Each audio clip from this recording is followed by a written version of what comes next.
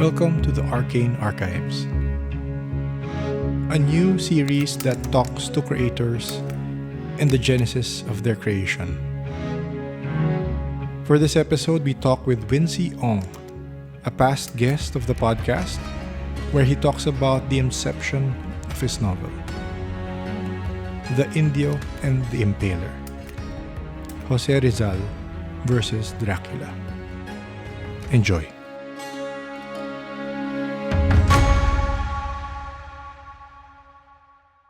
Okay, good evening. Good evening, Wincy. Ayun.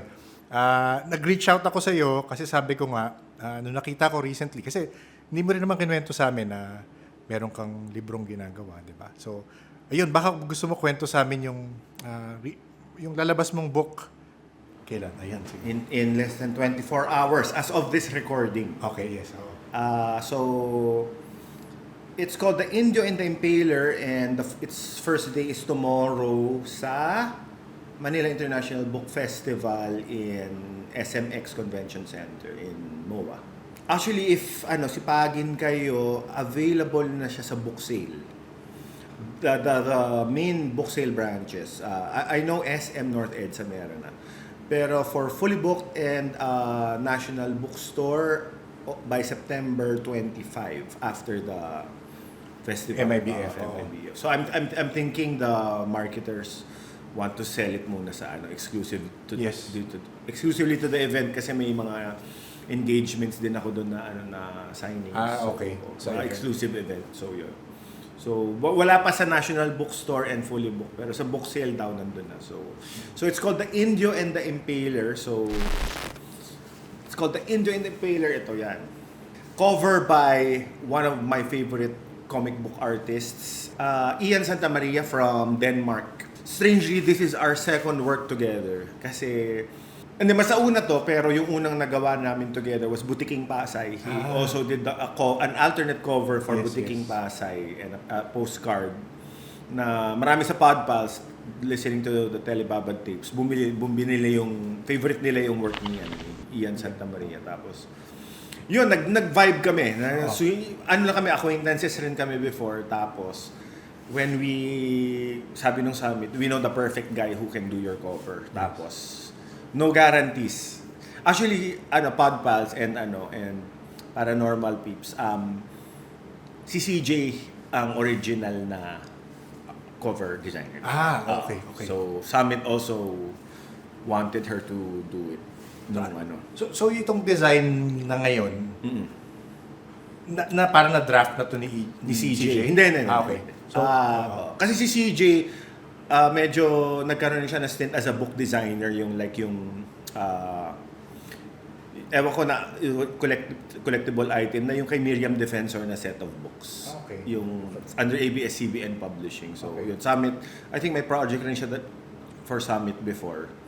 Tapos, gusto nga nila si CJ, so parang pero yun, when CJ passed away, sabi nila, let's look for another artist na bagay. Ayun, they pitched it to Ian Santamaria. Tapos, kwento ko na muna yung cover. Magandang kwento ng cover. Yes, okay, go.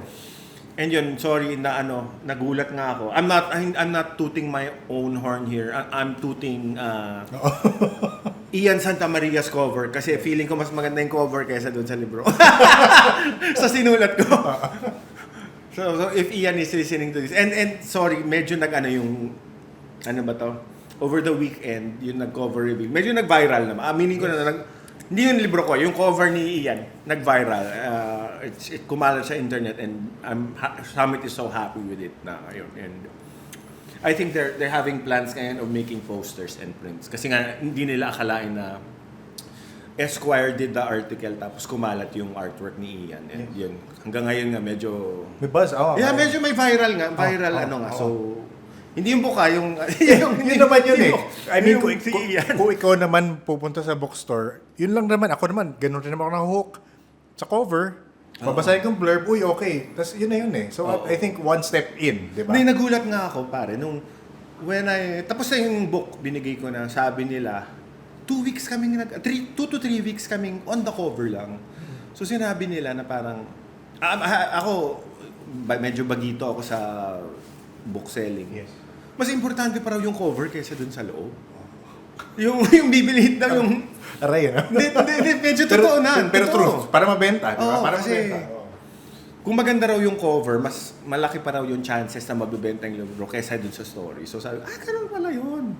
So, ang daming binigay ni Ian sa amin na ito, Podpals and Paranormal, surprise, kung bilhin nyo, yung cover sketches ni Ian will be, magugulat kayo, free 3 postcards. Sa MIBF to?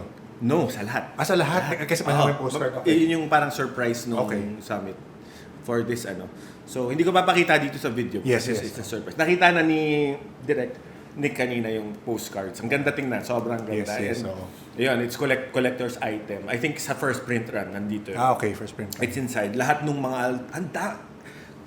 Ian gave 6 covers. Oo. As in, lahat maganda. Oo. Until... Ayun, sinabi nila, Wincy, ano yung nafe-feel mo? Yung common sa lahat, ito, sobrang, ganun pala parang yung pag-aaral ng cover. Titingnan mo yung mga, sino yung mga magbabasa nito. Okay. So, tiningnan namin lahat nung Abraham Lincoln, Vampire Slayer, Twilight, lahat ng vampire or supernatural historical fiction. Blue, red, black, white. Mm-mm. Or may isa gray. Mm-mm. So yun yung, ako medyo galing tayong advertising. So sabi ko, kailangan twist ng bago kasi malulunod tayo sa fully book, malulunod tayo sa magkakamukha. Yes, magkakamukha lang. magkakamukha. Until may lumabas sa akin. Ewan ko kung sinaniban ako ni si CJ kasi isa color scheme yan eh. Freak or nerd na talaga si CJ. Basta color palette si CJ. OC yan. Biglang dumating na isip ko, ang walang kulay na, ang colors na hindi mo makikita sa horror book. Orange, tsaka violet. Tapos yung pinitch ko yun kay Ian, sabi niya, actually, exactly. Tapos, kung Dracula, palaging may red yan. Sabi ko, what if gawa tayo ng cover na walang red, walang blue, tropical, tapos yun, lumabas yung word na tropical gothic nga. Okay. Ayun, okay, sakto. Yung sabi ng tropical gothic, sabi ni Ian, okay, may naisip niya na. Oo, so yun. Tapos yun, ito yung linabas sila pa, wala. Kaming lahat parang wala. Bar none, this is it. Yes, This is it. Tapos, sabi ko, ang pinadagdag ko na lang is a church sa likod. Okay. And itong may naka-notice, may binabatikos na ng internet nga yung cover ni Ian. Sabi niya, may comment kanina, are those sampagita flowers in the foreground? Ito. So sabi ni Ian, yes, they are. So, yun na nga yung gusto namin na first clear, makikita nyo naman sa back cover na kasi spoiler alert, this is not set in Europe. This is not in Transylvania. This is not it's set in the Philippines. So, it's Dracula in the Philippines. Yes, yun yung parang sinabi rin ng editors ko, si Leo Mangubat and si June, Ma'am June. Sige, yun yung ibenta natin na yung Rizal fighting Dracula kasi gas-gas na parang ang daling isipin parang yun ang dami ng movies na gano'n Seth Graham Smith na Abraham Lincoln. Ano yung bago? So sinabi ko nga, yun, si Dracula in the Philippines na may simbahan, tapos yung stake ni Rizal gawa sa bamboo, tapos sampagita nga. So, ayun, after that parang wow. Tapos ang pinadagdag ko na lang yung mga bats, palagyan lang ako ng bats sa likod. So, yun. So ready ka, na nakikita ko siya, ready kang maging parang comic to, eventually. Ayun, actually yun. Actually, it's gonna be, malaki yung plans namin ng summit. Okay. So, i-tease ko na rito. It's gonna be a podcast also. Okay. An Audiobook. Audiobook. Audio serial. Audio So, serial. per chapter. Under Serye FM. Okay. Produced by me. Okay. Pero with the help of Summit kasi and Serye FM naman. Okay. And comic book. Kung if the sales are good. Yes. Tapos, we're gonna merch it up. Yes. Merch the shit out of it. Ngayon postcards nga pero gusto nila t-shirts, uso ngayon di ba? Mugs, ayun. That's how you sell a property. Totoo. Parang sabi nila, parang bagay naman. This doesn't look bad on a shirt. I'd wear this. Ayun. Oy, question. So, punta na ako sa process. So, kailan mo siya sinimulan? Ayun, good question. Kasi, I had a first, Podpals, alam nyo to, maybe some of the paranormal peeps.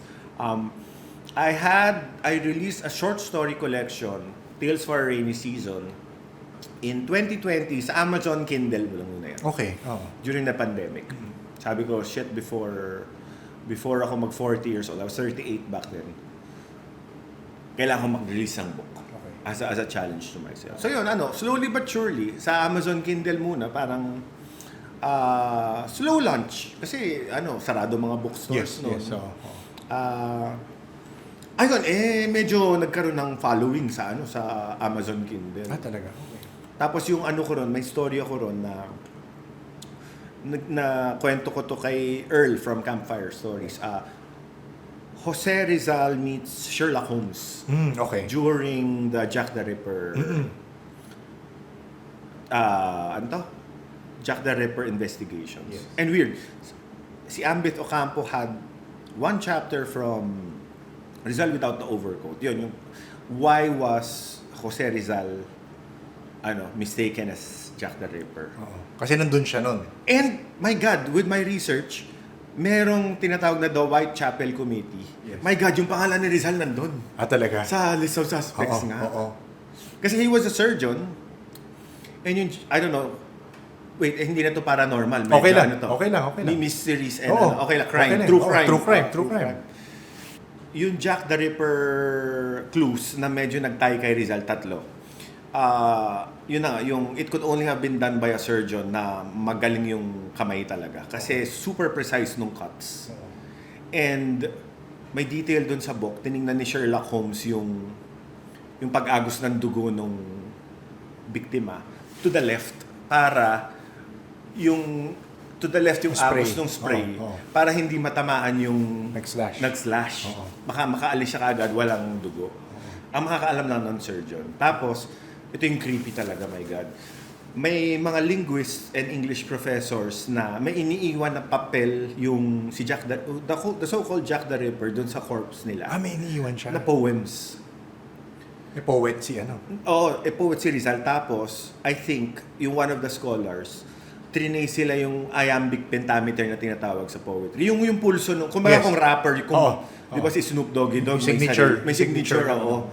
Yung signature ng meter matches Rizal's poems.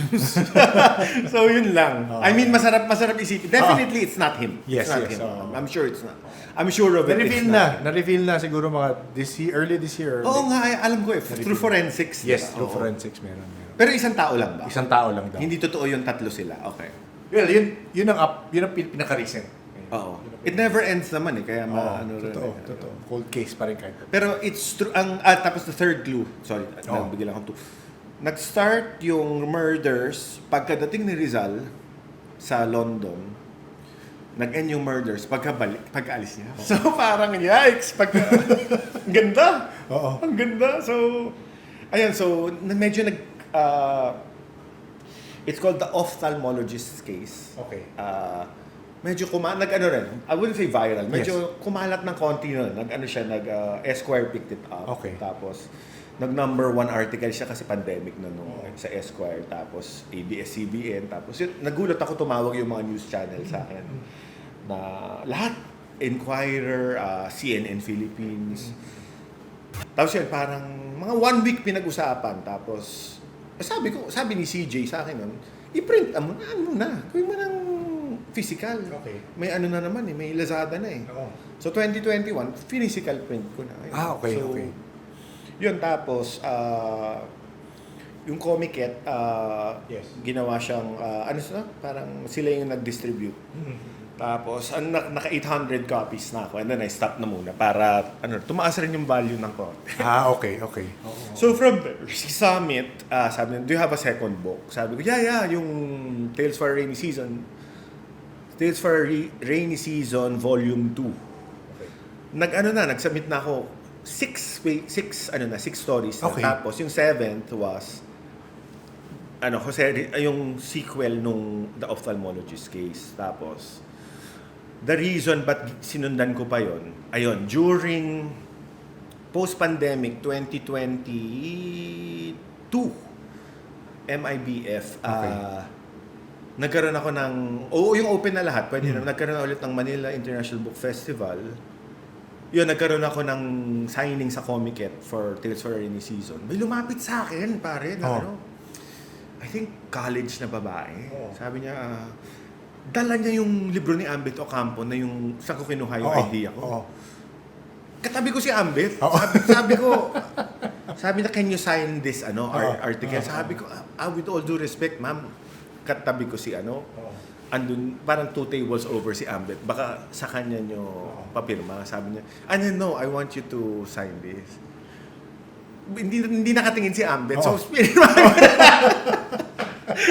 Tapos sabi niya sa akin, I have sa'yo. I bought 5 copies, binili niya raw. Tapos binigay niya sa friends niya. Sinabi niya, parang pabiro naman, sabi niya, if you may condition ako sa isa. Sige, yung parang bulahan lang between readers and a writer. Sabi na, kung gagawa ka ng sequel, bibili ako ng 15 copies or 20 copies tapos pamimigay ko sa mga tao.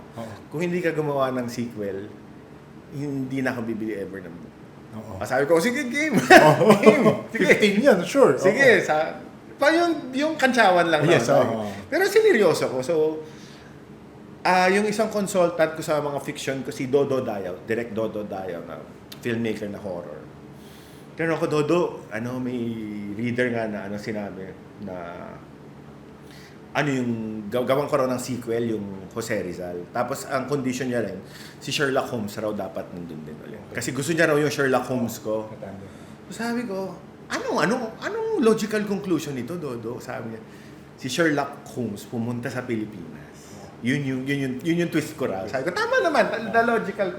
Tinanong ko rin kay CJ. Sabi niya, yung only logical sequel dyan is to bring Sherlock Holmes to the Philippines. Siya naman yung mag-adjust dito.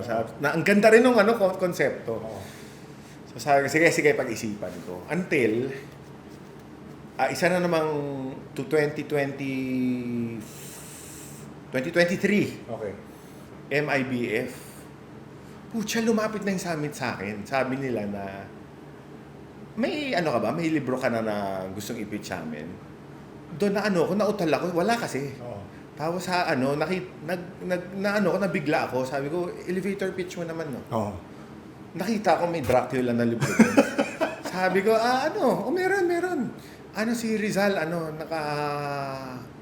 sequel nung story nung Kasi binibrainstorm ko dahil. Yes, tapos nakita ko may Dracula na libro. Sabi ko, si Rizal, tsaka na-meet niya si Dracula.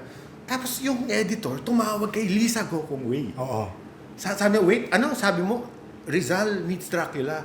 Teka lang nagulat ako. Akala ko nagbabluff siya.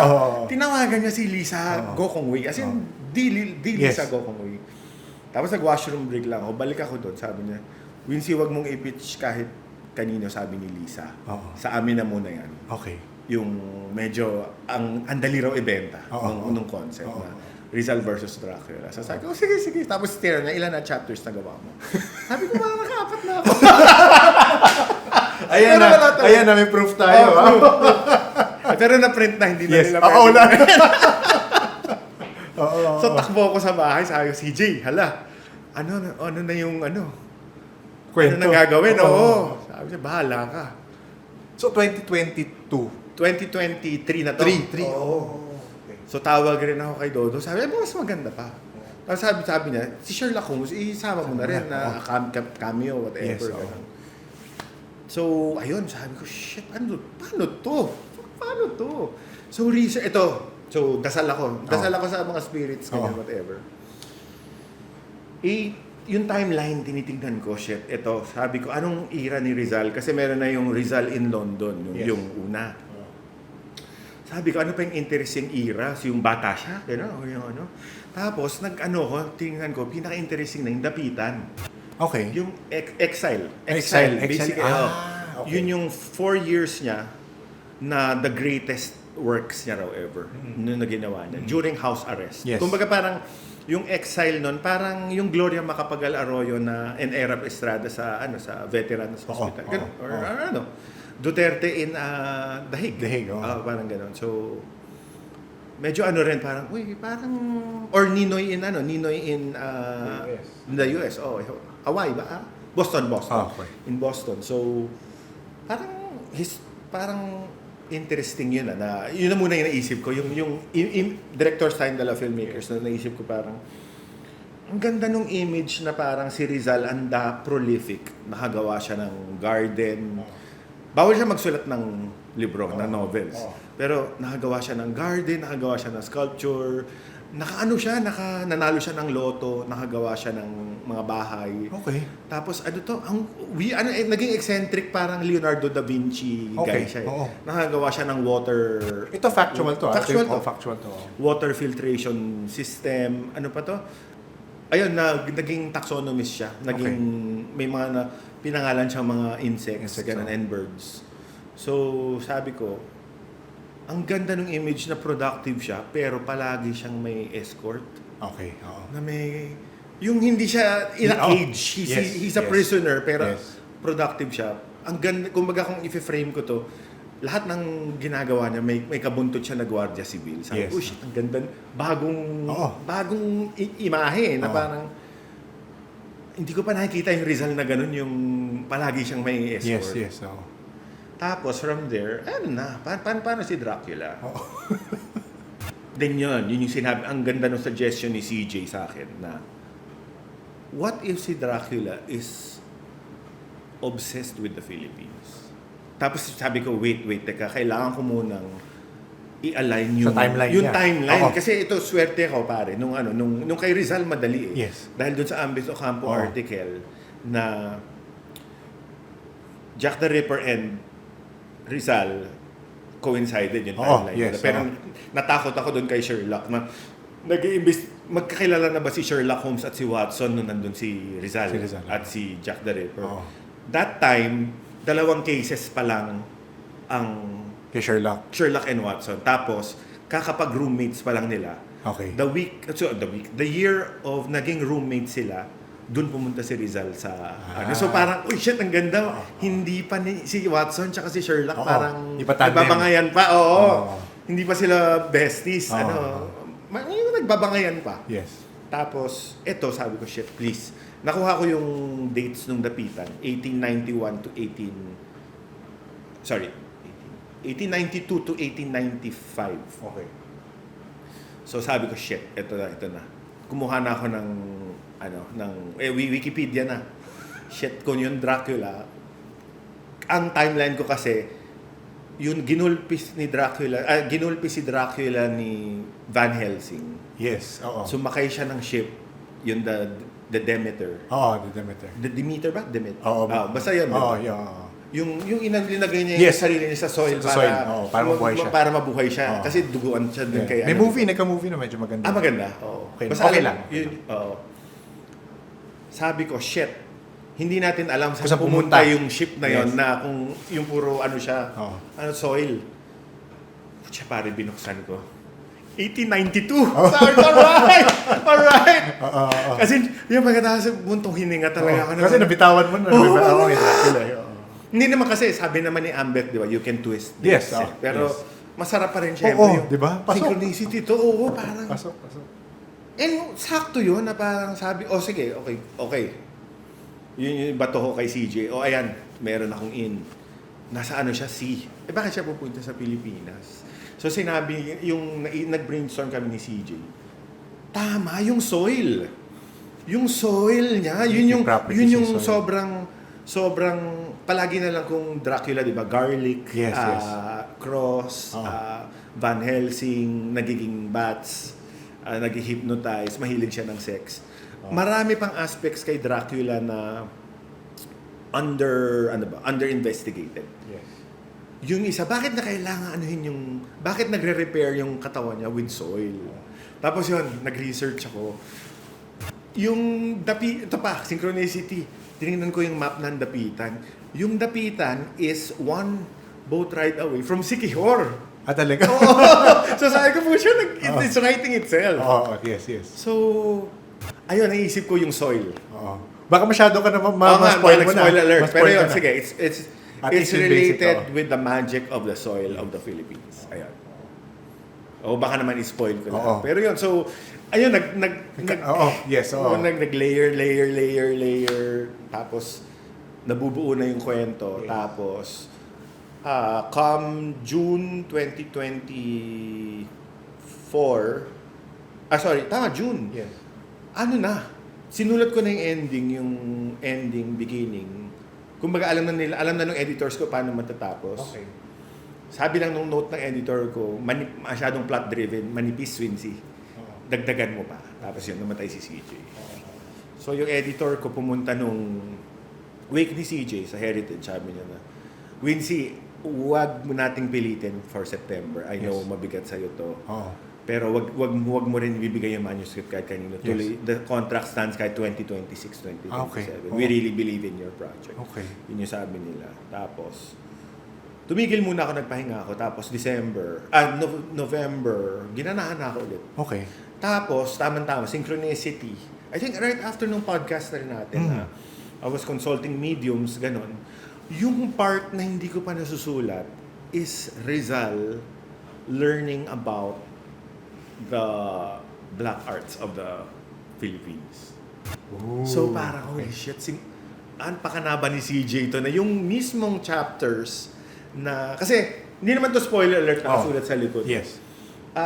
It's obviously, the pitch is Jose Rizal versus Dracula. Yes. In a contest of the black arts. So, walang alam si Rizal about the magic, Yes. about the black art. Oo. So, Mas malapit pa sa Sikihor. oh, exactly. So, Exciting eh.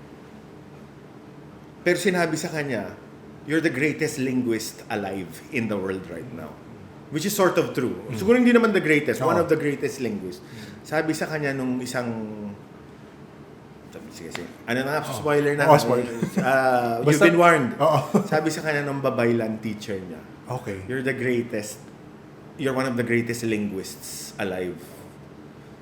And you can learn any language in a span of 2 weeks. Okay.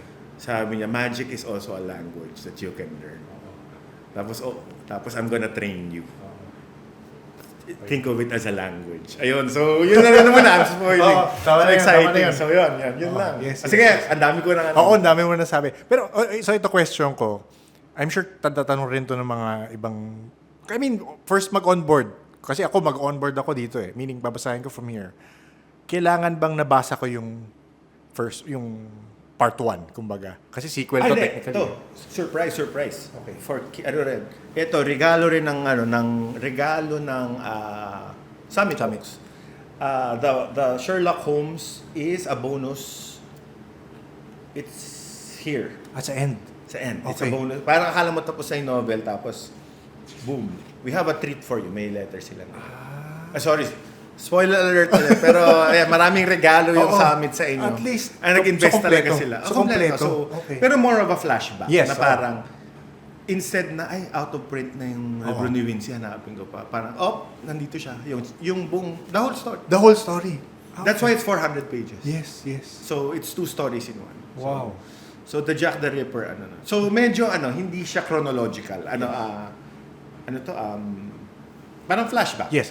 So question, ako personal question ko na to. Kasi kung ako babasahin ko, better ba nabasahin ko muna yung ending, yung flashback before ko basahin yung book? Yung Sherlock Holmes? Yes, oo, the Sherlock Holmes. Oh, good. Yes. Yes, oo. Para mas clear lang yung Parang Star Wars, no? Parang, Oo. unahin mo muna yung prequel. episodes 1, 2, 3. Yes, oo. Parang gano'n. Ayun. Pero okay rin yung siguro. Maganda rin yung basahin mo muna Basahin mo ito, na yung tapos kwento, Especially, I mean, kung mag-onboard ka nga nakagaya ko na hindi ko pa nababasa yung first part. Mas baka mag-make yung sense pa rin. Sherlock Holmes kasi obviously it's not magical, Yes, it's not oo. supernatural. It's true crime. Yung Yes. Medyo genre shift siya ng konti. Yes, oo. Same characters, of Yes, course. oo. Pero yun. Yeah, so you can get it sa Manila International Book Festival from tomorrow, Wednesday, September 10 to Sunday, September 14. I think exclusive muna siya doon. Okay. And book sale, National Bookstore, fully booked, and the Summit Books, Lazada and Shopee stores. I think late last 2 weeks of September. Tapos we're gonna have a grand launch sa either fully booked or September on Halloween. On October Halloween. 31. Okay, And okay. tapos another one sa Rizal Day on December 3rd. Okay. Yun. And marami pang pakulo. Marami pa kaming pakulo. Oo. Marami pa. Mukhang marami kayo nakaplano for it. Pero ito oo. rin, yung since nakasulat naman sa likod na kung sa mga paranormal listeners, there's ano na since ang dami naming usapan ni Direk, there's a part here in this book na yun na, Rizal is not known to be a supernatural man as compared to Aguinaldo or Bonifacio. Yes. Si Aguinaldo and Bonifacio were big into Yes. like anting-anting Yes, and oo. ano to? Agimat, Agimat, diba? oo. Even Bonifacio was Oo, yes. kaya ang dami namatay na katipunero dahil sa superstition, di ba? Rizal wasn't one of those siguro yung hanggang fortune telling, di ba? Okay, Pero oo. ayun, it's Rizal na-inspire ako dun sa mga narinig kong episodes, all the mediums, all the psychics, all the healers, the Reiki practitioners, all the folklore, folk healers na Yes. na-meet ko through my mediumship sessions with CJ. They're all here. So pag inisip mo, part of the journey para matapos mo no? Oo. No? Tapos ang weird, nasulat ko na yung last chapter a month before CJ passed. Oo. Pero mas naintindihan ko yung kasi kung Dracula it's about death kaagad. Yes, diba? oo. And even Rizal. Kasi yung even yung funny story sinabi nung editor ko. Ganun pala sila mag-isip, parang anong sequel nito? Gusto Okay. nila ng Oo. the booksellers now sell in Yes, threes. Yes. In threes at least, in a series. Yes. Sabi niya, ang mahirap sa ginawa mo, in Dapitan, after this, Rizal only has 5 months. Oo. 5 months left. Yung mahirap yung timeline natin kasi 5 months na nga, patay na siya. O may naisip ka na? May naisip ka na sequel? Yes, pwede ko na bang i-share din? Ikaw, kung gusto pa, spoiler na yan. Pero go lang. Hindi. Para maano rin. Oo. Na-pitch ko na rin naman sa summit And sasabihin ko na rin naman in interviews. So, yung susunod nito, of course, hindi na yung after, it's not gonna happen after this. Yes. Oo. Na the firing squad. Na Yes. Goes to Cuba to be yung naging quarantine doctor sa mga ships. Okay. Tapos pinauwi na siya sa Fort Santiago. Tapos yun na. Oo. Deads na. Oo. In a span of 5 months. So parang not much stuff going on there. Ang hindi ko pa na-explore yung Ilustrado days niya. Ayun. So, na-pitch ko na to kasi, yun na, you have to think in threes daw, di ba? So, the second one to this, it's called, ang working title is To Kill an Ilustrado. So, nag-research ako heavily into Ilustrados. We only know mga 8 or 9 na magagaling na Ilustrados. Okay. A lot of them are parang Spy. no. Mga walang kwentang anak ng mayayaman. Hindi yun. Hindi talaga. Hindi yun. Akala, So, yung kilala natin, Nepo babies. or influencers ng anak ng mayaman. And the reason why they wanted to study in Europe is mag-party. If there was a party scene Yes. in Europe Mukha during naman. the 1800s. And ang kilala lang natin syempre sila Luna. Luna, Del Oo. Pilar, Graciano Lopez Haina. There were hundreds of them. Ang dami palang mayayaman na Okay. So in other words, parang very timely ngayon with Yes. with What's happening? yes, so Diskaya Oo. and the Senate hearings and yung ang telltale pa 'di ba is the yung Instagram ng mga influencers. So, yon. So si Rizal was studying but he was hindi pala siya yung pinakamayaman na ilustrado. Kumbaga, medyo Oo. tipid-tipid. Yes, oo. Tipid moves sa Europe. Kasi hindi siya nagtrabaho ma-party. Oo. Oo. Tapos kumbaga siya yung mayaman siya pero siya yung pinakamahirap sa mayayaman. Oo. So, may nawalan siya ng trabaho, natutulog na lang siya sa park, si Rizal. Okay. Hindi, doon sa story. Factual yun, ah. Oo. I think at one point, yeah. Yes, oo. yes, oo. Tapos, may isang mayaman na ilustrado, nakita siya, sabi niya, babayaran kita ng pera. Pero pwede mo bang samahan yung anak ko na walang kwenta na mahilig pumunta sa mga parties around Europe? Parang alalay kang ganun. Oo. Tapos sabi niya, sige, tapos secretly gagawa siya ng parang chronicle na yung parang Rolling Stone op-ed yes, na susundan niya yung buhay ng mga yung ilustrado. buhay ng mga walang kwentang Oo, ilustrado. oo. So sinundan niya ron. Tapos for every party, pinuntahan nila yung may orgy sila na pinuntahan. Oo. Basta ito globe-trotting naman. Yes. So New Orleans, Okay.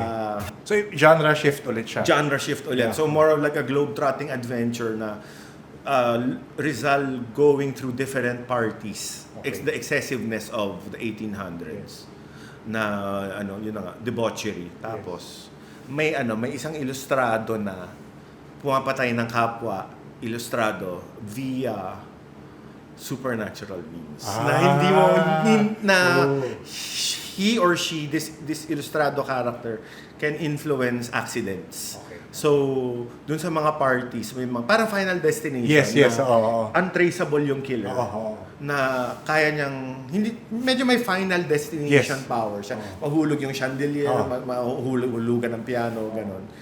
And hindi na si Rizal yung bida rito. Nag-form siya ng crack team ng 4 na kasi hindi siya party animal pala. Oo. So kumuha siya ng crack team ng mga lesser known heroes natin na super hindi nalagay sa history books pero totoo silang mga tao. Tapos solve nila. Isosolve nila parang Mission Impossible na there 5 continents.